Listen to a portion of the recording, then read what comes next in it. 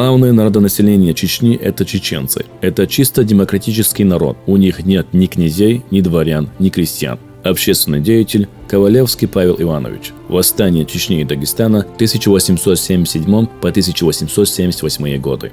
Чеченец расскажет вам свои родоначальные фамилии и тут же прибавит, что эти фамилии не княжеские и не владельческие, что все чеченцы равны между собой, все без различия дворяне, князей никогда у них не было, и что чеченцы никогда и никем не были завоеваны.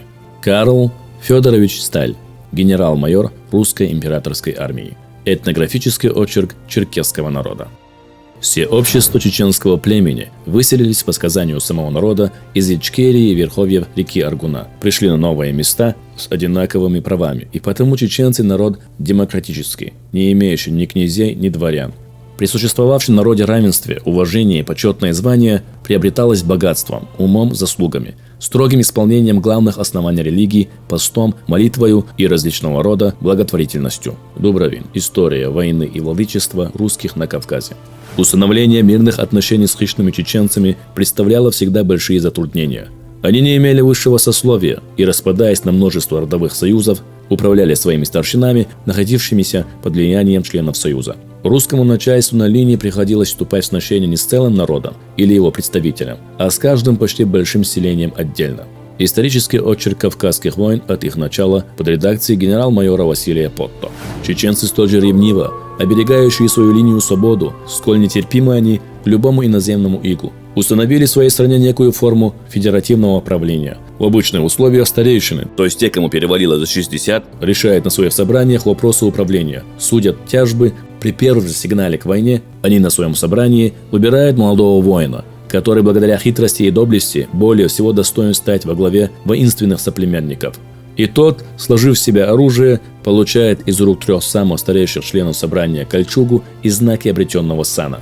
Хуан Уангален, испанский генерал-граф Перекампо, вождь бельгийских повстанцев против господства Голландии, генерал-капитан Каталонии, 2 года в России, 1826 год.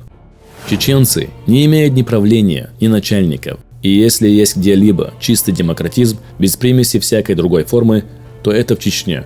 Там нет различий состояний, нет никакой аристократии, даже аристократии богатства. И что страннее всего, нет даже настоящей исполнительной власти.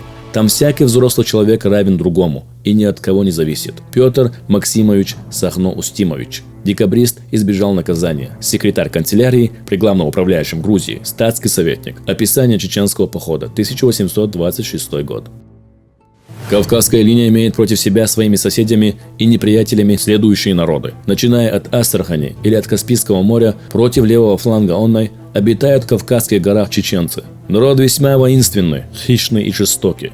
Число их обстоятельно определить нельзя, так как они для военных действий и набегов нередко соединяются с другими кавказскими народами, иногда и с лезгинами. Образ правления всего народа республиканский. Они живут в разных деревнях, управляются избираемыми по очереди старшинами. Сергей Алексеевич Тучков, участник Кавказской войны. Записки. Источник Кавказская война. Истоки и начало. 1770 по 1820 годы.